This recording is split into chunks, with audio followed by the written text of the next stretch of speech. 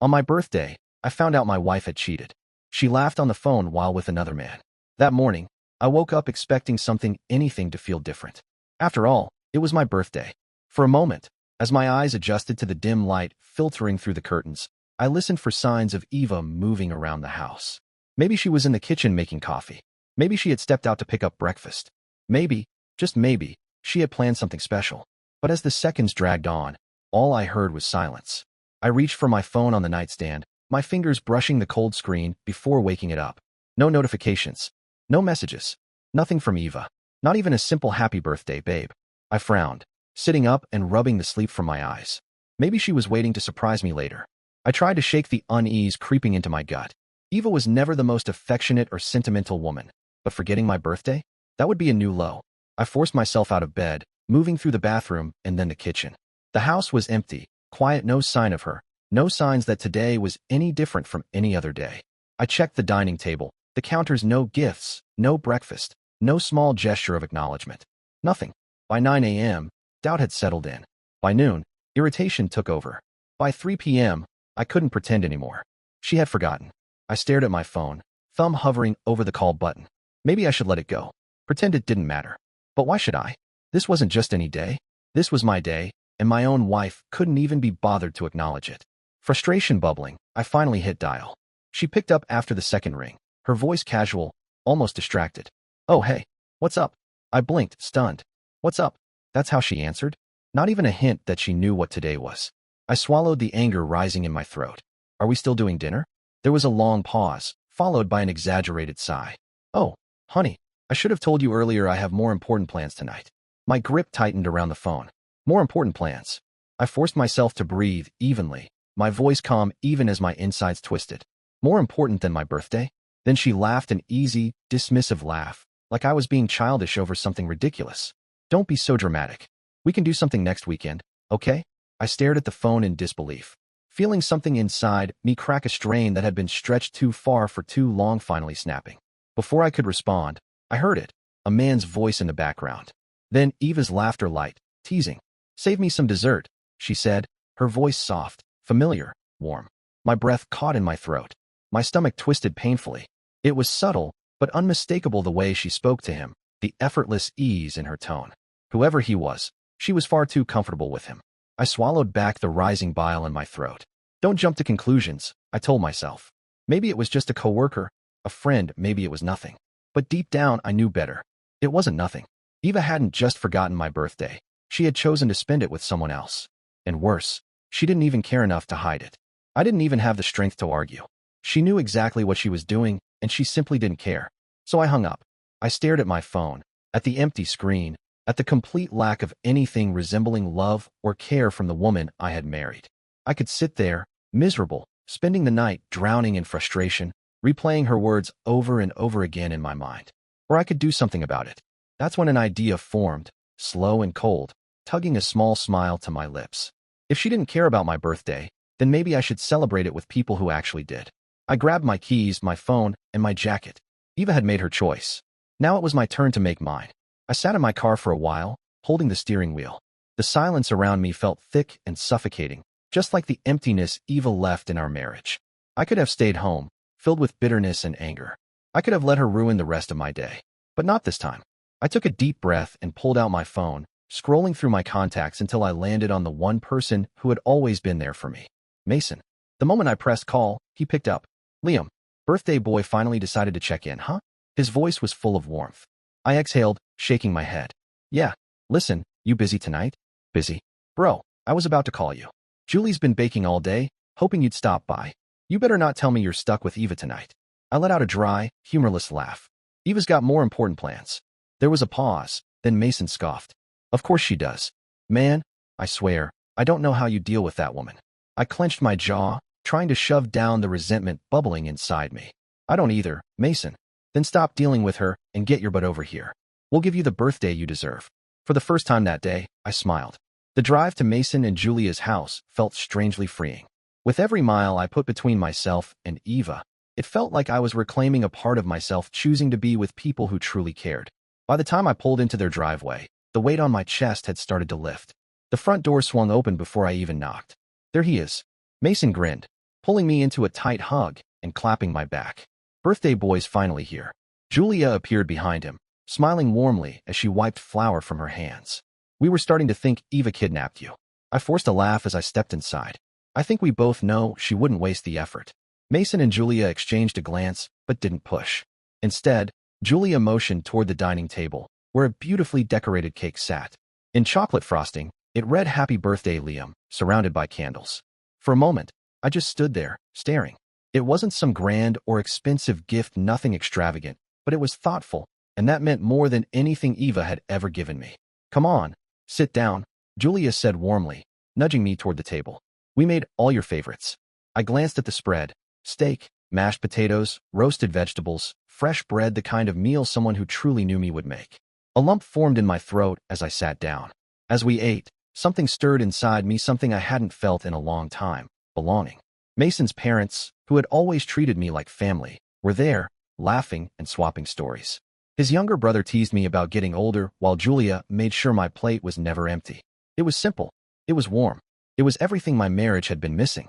And for once, I wasn't envious of what Mason and Julia had. I was simply grateful to be part of it. Halfway through dinner, Mason leaned in and lowered his voice. "So, you gonna tell me what happened with Eva?" I sighed and set my fork down. "She forgot my birthday," I said flatly. Julia gasped softly. "Oh, Liam." I shook my head. "It's not just that. I called her, hoping we were still on for dinner. You know what she said?" Mason raised an eyebrow. "She said she had more important plans." Mason's grip tightened around his glass. "You're kidding." "I wish I was," I muttered. And get this, there was a guy laughing in the background. She even told him to save her some dessert. Julia pressed a hand to her mouth in shock. "I don't even know why I'm surprised," I said, running a hand down my face.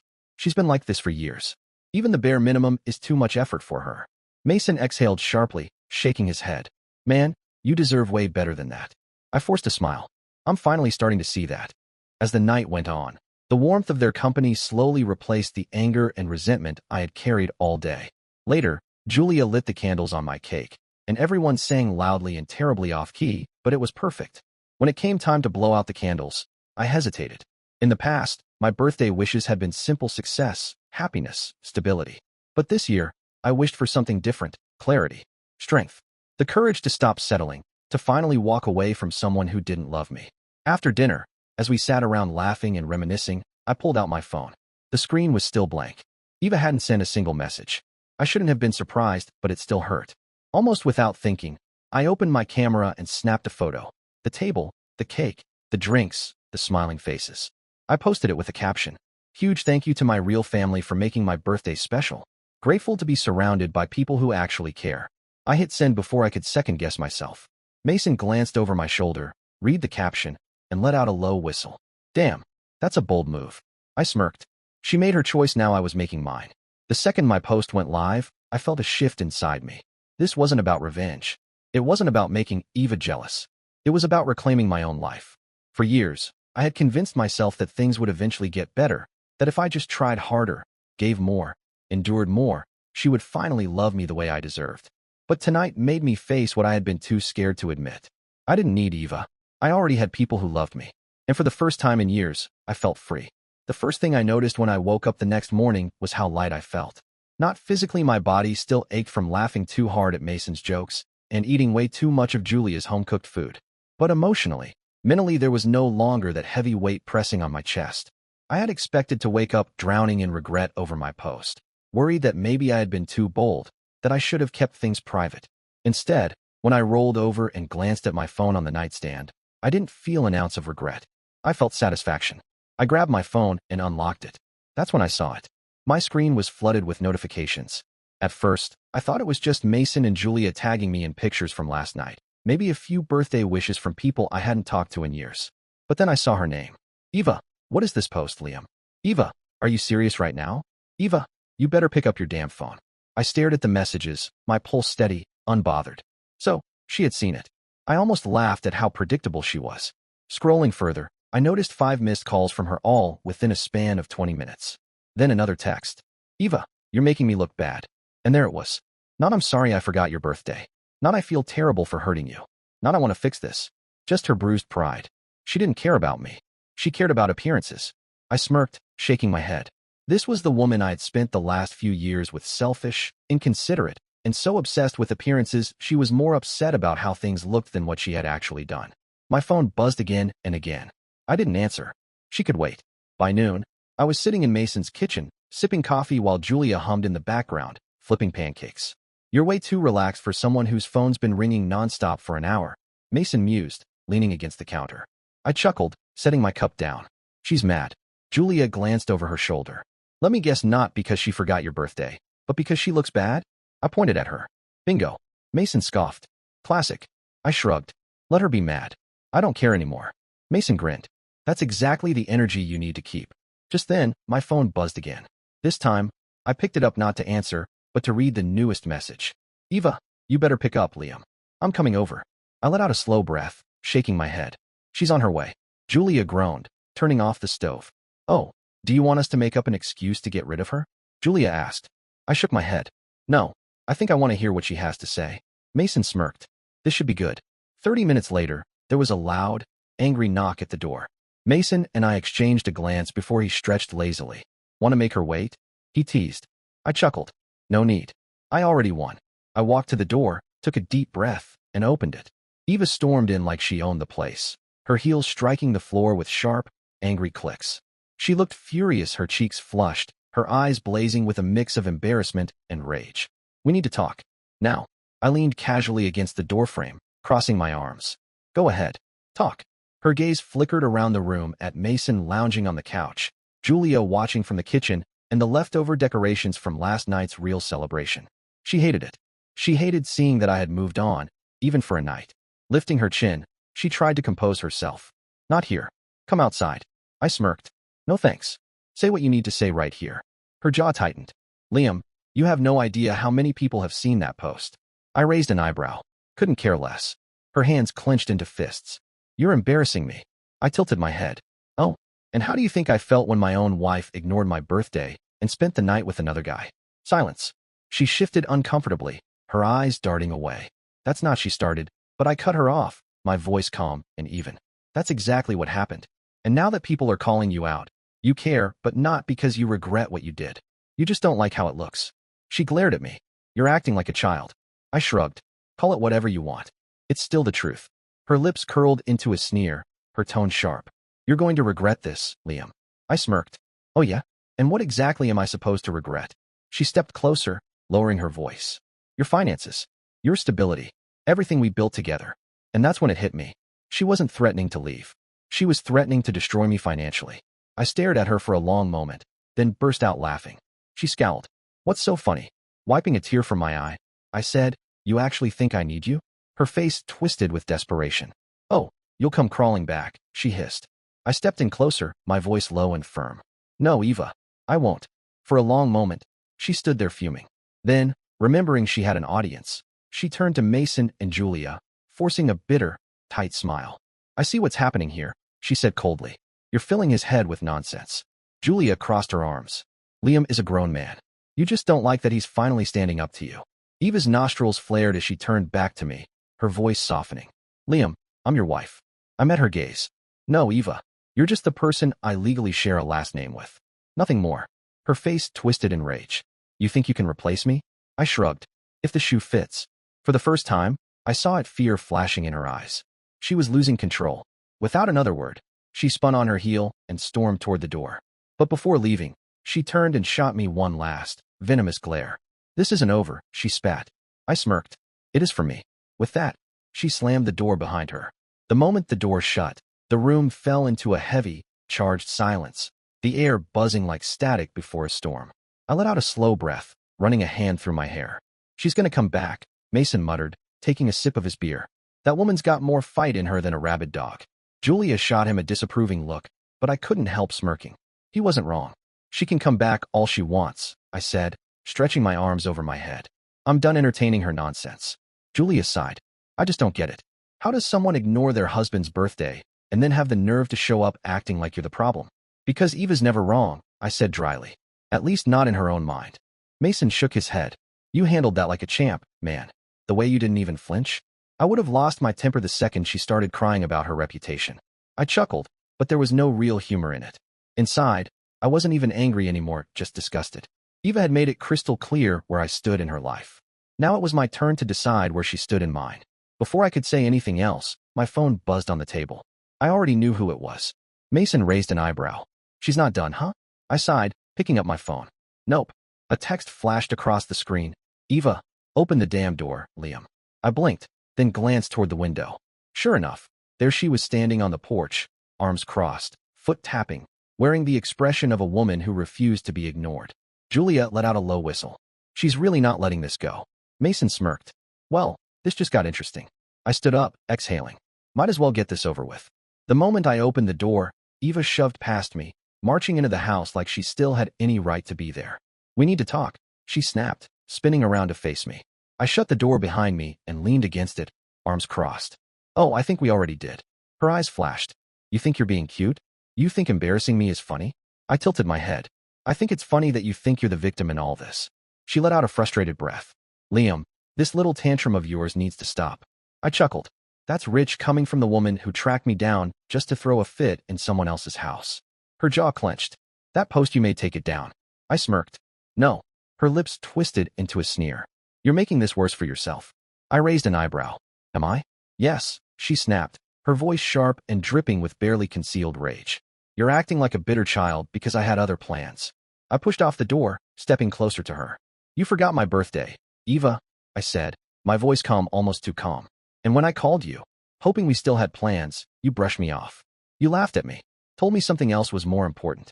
Her mouth opened, then closed again. I took another step toward her. And now you expect me to feel bad? Her hands balled into fists. I already said. You didn't. I cut in, my voice sharper now. You didn't say sorry. You didn't even acknowledge it. You only showed up here because people finally saw the truth, and you don't like what it says about you. She exhaled sharply through her nose. This isn't about me. I barked out a laugh. Everything is about you, Eva. That's the problem. Silence stretched between us, thick and suffocating. Then, in a quieter voice, she said, we can fix this. I stared at her for a moment. For half a second, I almost let myself believe she meant it, but then I saw it. The way she wasn't looking at me, but past me, still calculating, still playing her game. I shook my head, the last thread of hope snapping. Oh no, Eva. You can't fix this. Not when you don't even think you did anything wrong. She swallowed hard, forcing a softer expression onto her face. Liam, I'm your wife, she said. I smiled coldly. Not for much longer. Her breath hitched, and the mask she wore cracked. You think you can just walk away from me? She said, voice trembling, part anger, part disbelief. You think you can just throw away everything we built? I let out a slow, measured breath. You threw it away first. Her hands were shaking now. You'll regret this, Liam. I tilted my head slightly. Why? Because I won't have someone who ignores me, disrespects me, and chooses another man's company over mine? Her eyes flashed. I didn't. I smirked. Save it, Eva. You and I both know the truth. For a moment, I thought she might deny it again, but instead, her lips twisted into something dark. You're making a mistake, she hissed. No, I said quietly, firmly. Staying with you was the mistake. Leaving is the smartest thing I've ever done. Her nostrils flared. She spun on her heel, heading for the door, but just before stepping out, she threw one last threat over her shoulder. Oh, you'll regret this, she repeated. I smirked. We'll see. Then I shut the door behind her. And for the first time in years, I felt free. The silence that followed was deafening. For a long moment, I stood there, staring at the closed door, letting the weight of it all settle in my chest. Then I exhaled slowly. I had done it. I had finally stood my ground. No more second-guessing. No more excuses. No more letting her treat my time, my feelings, my very existence like they didn't matter. I was done. I turned back toward the living room where Mason and Julia sat, watching me with matching expressions, a blend of satisfaction and caution. Mason was the first to break the silence. Well, that was entertaining, he said. I let out a low chuckle, rubbing a hand over my face. Oh yeah, I should start charging for tickets. Julia sighed, shaking her head as she leaned back on the couch. She's not done, Liam. You know that, right? I met her gaze. I did know. Eva wasn't the type to just let go. She needed control. She needed to dictate the terms. And now that I had taken that from her, she wasn't going to walk away quietly. No, she was going to fight. And I needed to be ready for it. I didn't have to wait long. Barely an hour after she stormed out, my phone lit up again. Eva, you really think you can just do this? You think you can humiliate me and walk away without consequences? You better answer me, Liam. I am not playing with you. I stared at the messages, my jaw tightening. Before I could even decide whether or not to respond, Another text came through. Eva, fine. You want to play games? Let's play. My stomach twisted. That didn't sound like anger anymore. It sounded like a threat. I leaned back, my mind racing. Eva wasn't reckless. She wasn't stupid. She was calculated. And when she felt threatened, she didn't lash out blindly, she struck exactly where it would hurt the most. I knew exactly what that meant. She wasn't just going to yell and scream or fire off insults over text. She was going to make my life hell. Julia must have noticed the change in my expression because her brow furrowed. Liam, what did she say? She asked. I exhaled slowly, running a hand through my hair before handing her my phone. She read the messages, her lips pressing into a thin, hard line. She's planning something, she muttered. Mason leaned over to glance at the screen too, shaking his head. She's bluffing. I let out a humorless laugh. You don't know Eva. Mason frowned. What's she going to do? Trash talk you? Play the victim? You can handle that. I sighed. It's not that simple. She knows exactly where to hit me, and she's going to go straight for it. And I was right. Not even 2 hours later, the real attack began. It started with a single phone call, then another, and another. By the time I checked my voicemail, I had 5 messages waiting, each one worse than the last. First came her friend Melissa. Melissa, Liam, I don't know what's going on, but Eva is devastated. She's crying, saying you're trying to turn everyone against her. Please, can you just talk to her?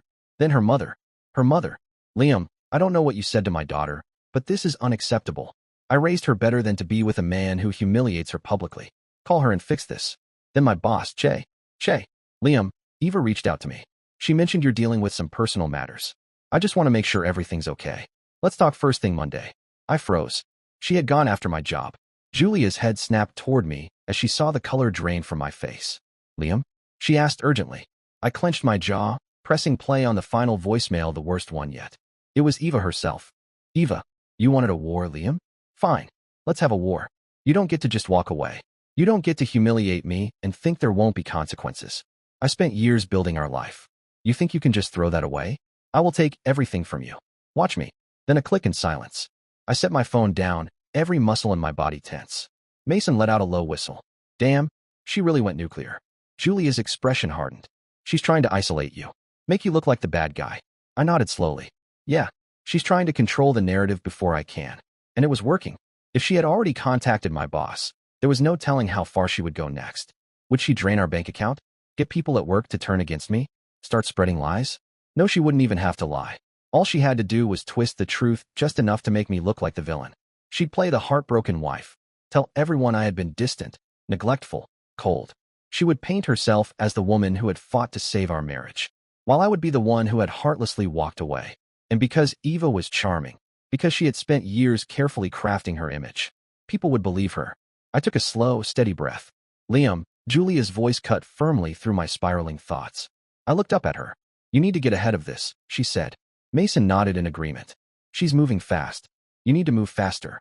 I know, I exhaled. Julia hesitated before asking the question I didn't want to hear. What's your next move? I leaned back in my chair, thinking. If Eva wanted to play dirty, fine. But what she didn't realize was that I wasn't the same man she had spent years manipulating. I wasn't the passive, quiet husband anymore. She had pushed me too far. Now it was my turn to fight. I grabbed my phone. The first call I made was to my lawyer. The second to my boss, before Eva could feed him any more lies. The third to the bank, to make sure she couldn't pull anything reckless. And the fourth directly to Eva herself. If she wanted to play games, she was about to find out she had already lost. I stared at my screen, thumb hovering over her contact. I had no doubt she expected me to stay silent, to panic, to fold the way I always had before. But this time was different. This time, I wasn't playing by her rules. With a steady breath, I pressed dial. The phone rang once, twice. Then she picked up. The second I heard her voice, I could tell she was smirking. Well, that was fast, Eva purred. You finally came to your senses? I leaned back in my chair, keeping my voice even. Just thought I'd return the favor, since you seemed so eager to talk. There was a brief pause. She hadn't expected that. You made a mistake, Liam, she said, her voice thick with smugness. I gave you a chance to fix this. Instead, you chose to embarrass me. And now, well, let's just say you're about to learn how expensive that mistake was. I smirked. You mean like calling my boss? Reaching out to my friends? And let's not forget that charming voicemail where you basically declared war on me. Silence. Then a slow, deliberate laugh. Liam, you sound so paranoid, she said mockingly. I was just concerned about you. People were worried about your behavior. I cut her off sharply. Save it. You're not talking to the fool you married anymore. You think you can play the victim while actively trying to destroy me? Go ahead. Because I've already taken steps to make sure you can't. That got a reaction. What the hell does that mean? She snapped. I leaned forward, resting my elbows on my knees. It means I already talked to my boss before you could spin your story. It means I froze our joint accounts before you could touch them. And it means I called my lawyer first thing this morning, so whatever you try next, it's going to backfire. The silence on the other end was beautiful. For the first time, Eva was speechless. You're bluffing, she said, but there was an edge of uncertainty now. I smiled. Try me. There was a long pause. Then her tone shifted soft, almost pleading. Liam, we don't have to do this, she said. We can fix this. We can still talk things through, Eva said, her voice soft, almost desperate. We can figure it out. I let out a breath, shaking my head. You don't get it, do you? I said, my voice low. This isn't about one fight, Eva. It's not about my birthday or a stupid social media post. This is about years of you treating me like I was disposable, like I was just an option, like I didn't matter. There was a pause. Then her voice sharpened. You think walking away from me is going to make you happy? You think you'll be better off without me? I chuckled, the truth already crystal clear. I don't think, Eva. I know. Her breath caught, and that's when she realized she had lost. For years, she had controlled the narrative, always twisting things just enough to make me feel like the one at fault. But not this time. This time, she had pushed too far. And now, she was standing at the edge of a cliff she had built herself, and I wasn't reaching out to pull her back. After a long, heavy silence, Eva exhaled sharply. Fine, she muttered. I raised an eyebrow. Fine, she repeated, her voice colder now. You want to do this? You want to act like you're so much better off without me? Go ahead. But don't come crawling back when you realize you just threw away the best thing that ever happened to you. I smirked. That's funny. I was just about to say the same thing to you. Before she could respond, I ended the call. And this time, without hesitation, I blocked her number. I sat there for a moment, phone still in hand, letting it all sink in. I had won. Not just the argument. Not just the fight. I had won my freedom. The crushing weight that had sat on my chest for so long was gone. The fear of her reaction. The anxiety of her manipulations. The endless cycle of trying and failing to make her happy. All of it gone. For the first time in years, I wasn't looking over my shoulder. I wasn't bracing for the next storm. Because this time, I had walked away from it. And I had never felt lighter. The rest of the day passed quietly, peacefully. Julia and Mason gave me space, letting me process it all on my own terms. When I finally emerged from my room into the living room, they didn't bombard me with questions. Mason simply handed me a beer. So he said, how's it feel? I took a sip, then set the bottle down, exhaling slowly. Like I just woke up for the first time in years. Julia smiled softly. Good. Hold on to that feeling. I nodded. Because I would. I wasn't going back, not now, not ever.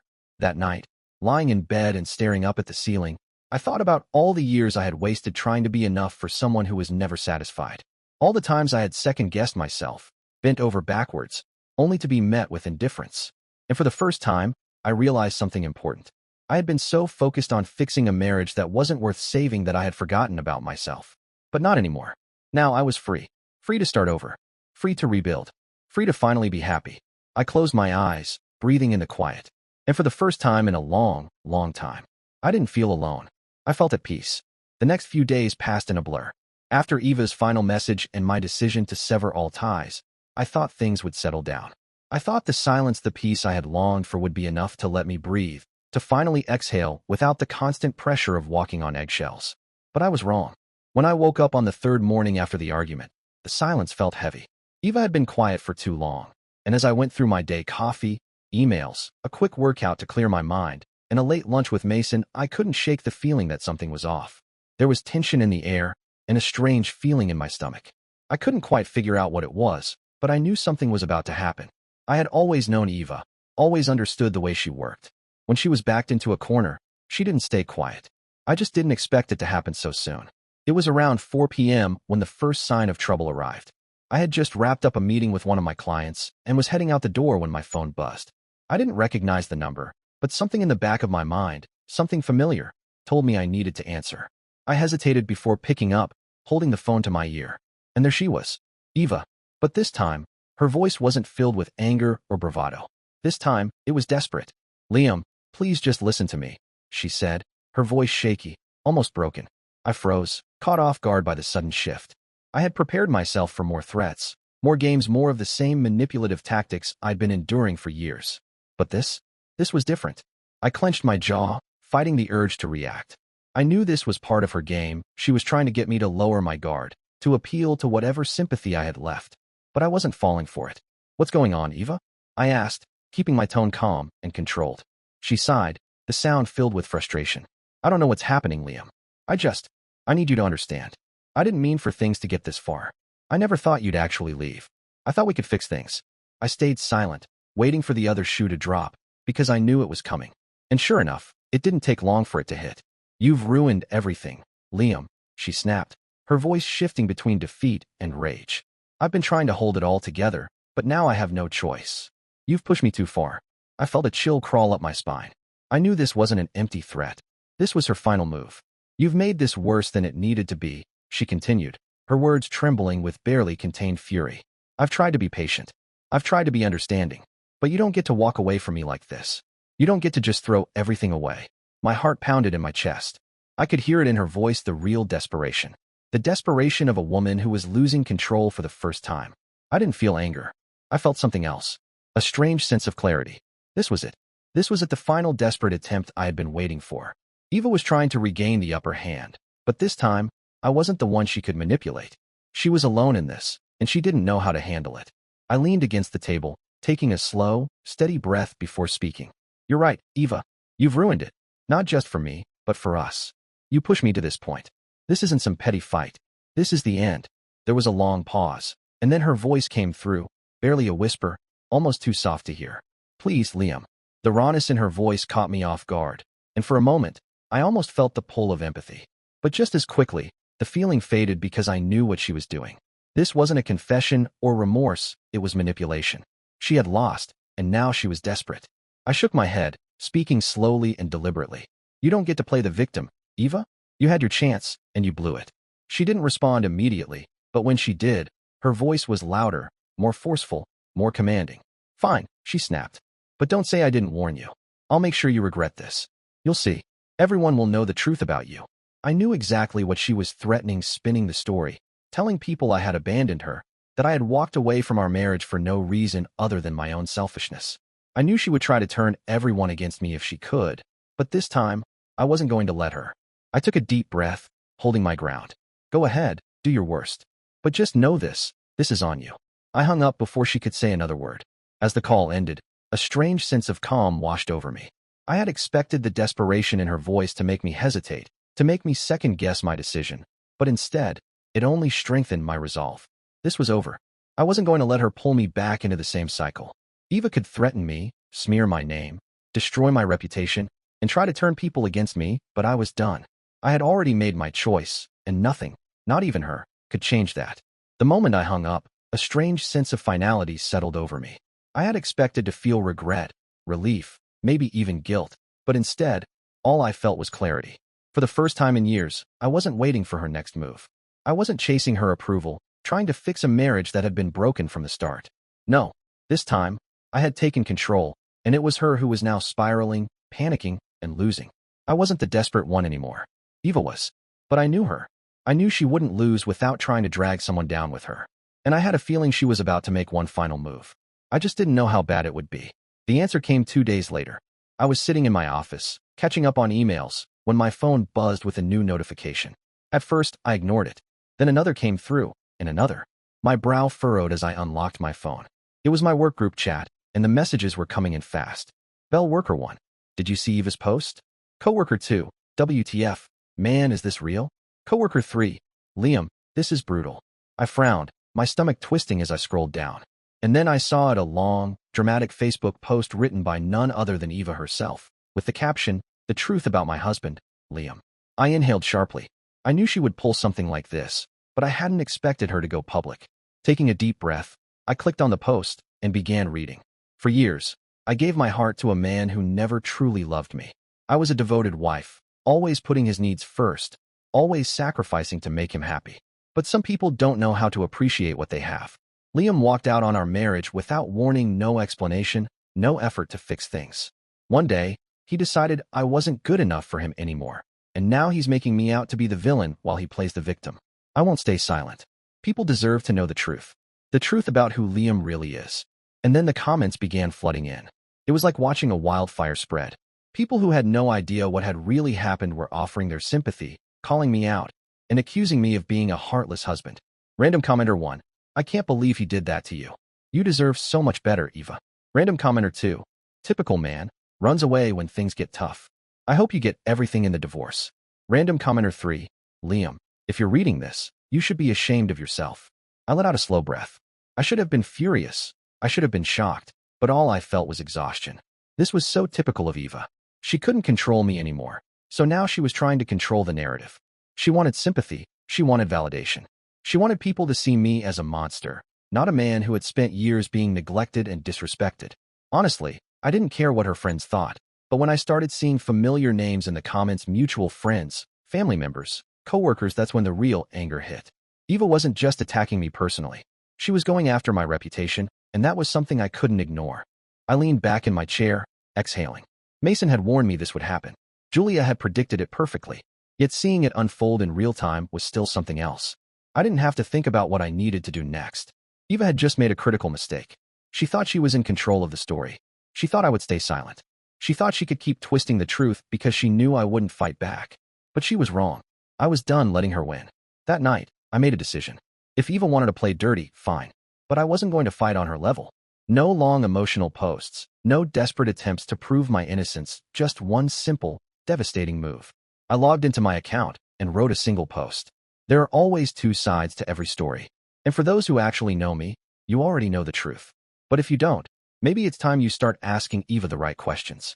Then, without another word, I attached one final thing. A screenshot of her voicemail, the one where she had threatened me, where she admitted she was trying to destroy me. I attached it and hit post. It didn't take long for the fallout to begin.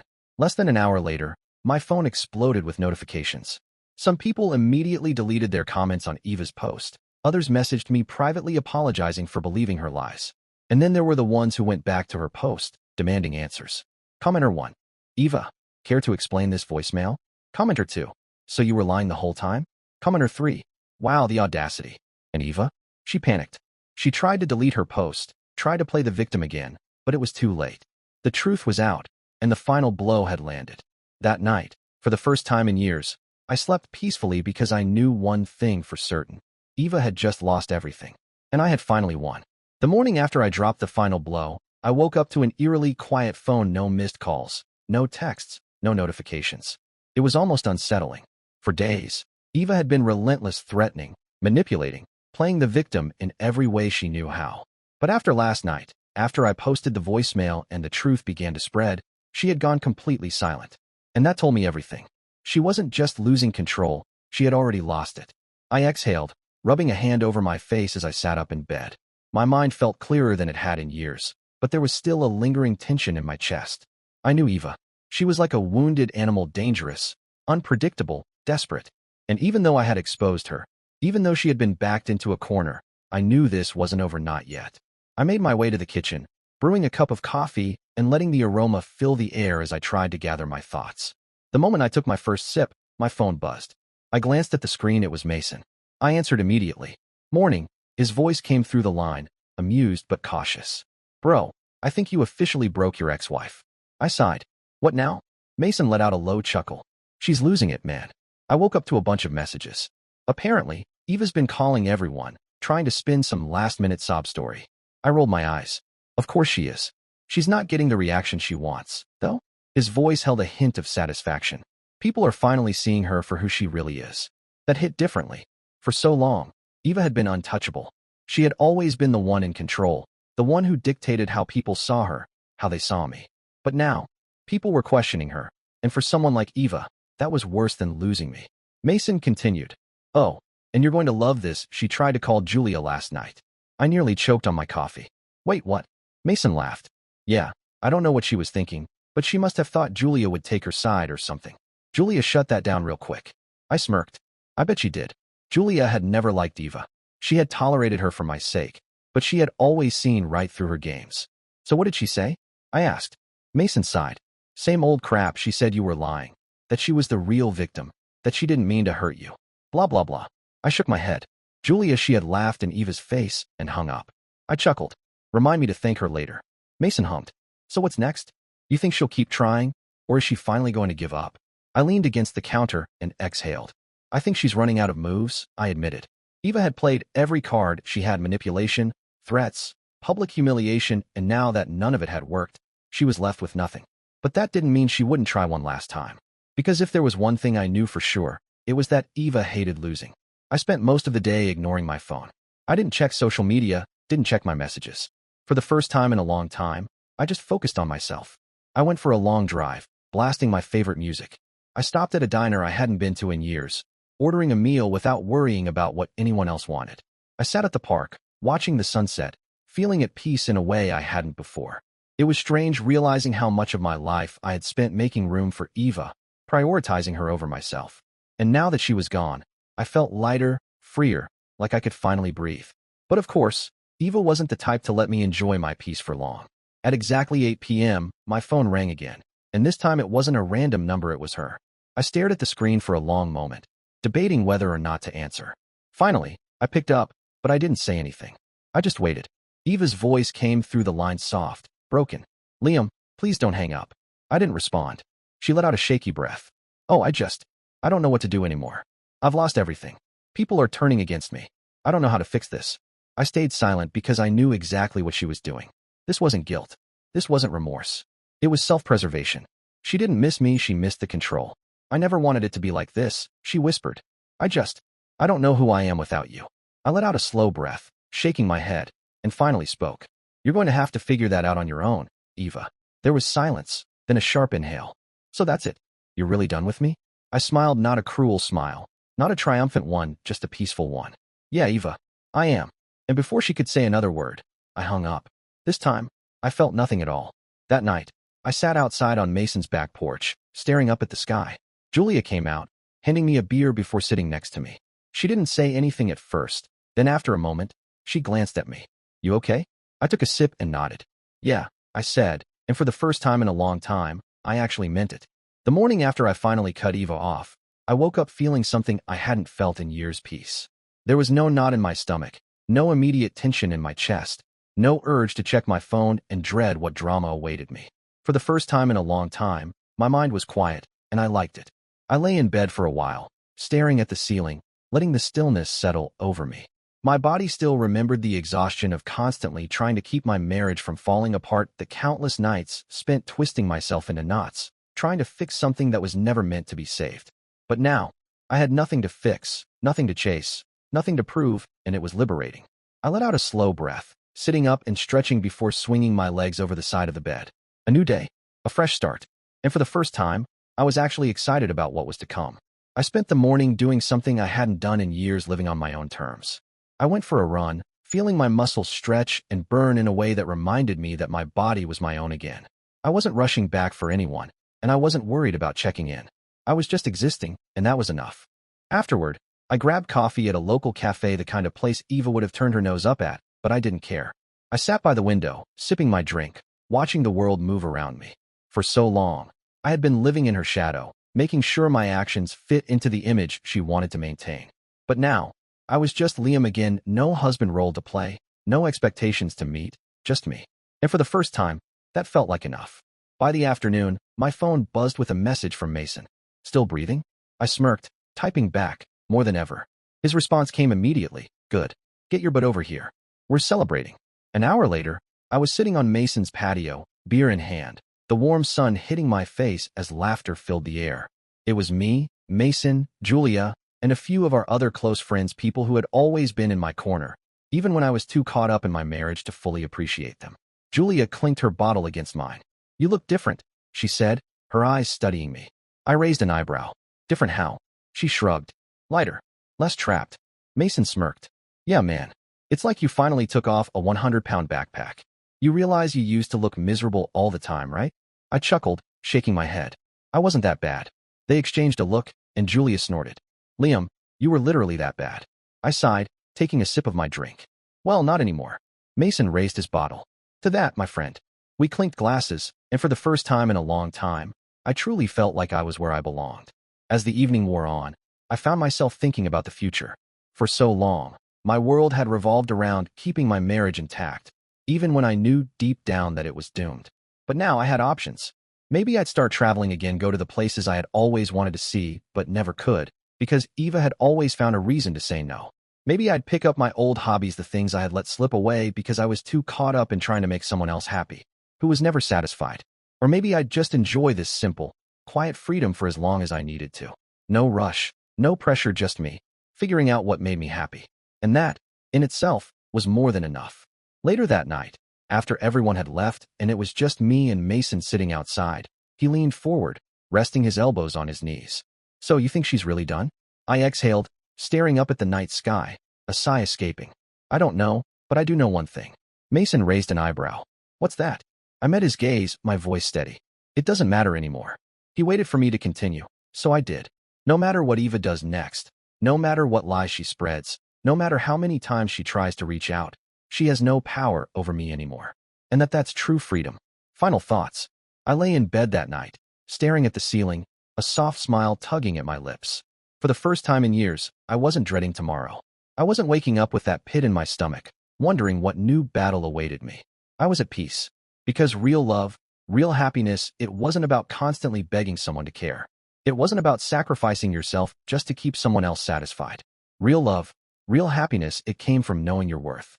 And now, for the first time, I finally did. That was the best gift I could have ever given myself. Dear listeners, please share your thoughts in the comments section below and don't forget to like, share, and subscribe.